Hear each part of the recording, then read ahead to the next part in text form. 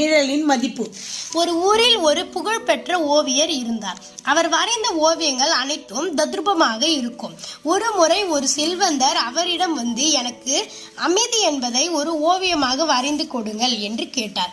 ஓவியர் 2 ஓவியங்களை வரைந்தார். முதல் ஓவியம் ஒரு அழகான ஏரி, தெளிவான நீர், பின்னால் பனிமலைகள்.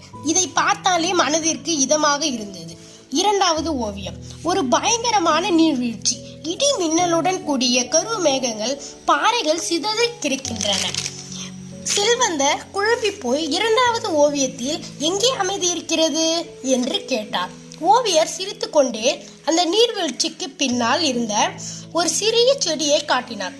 அந்த செடியின் ஒரு கிளையில் ஒரு பறவை தனது கூட்டை கட்டி இருந்தது.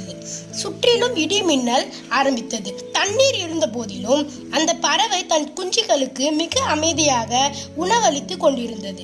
நீதி. அமைதி என்பது சத்தமில்லாத இடத்தில் இருப்பது அல்ல.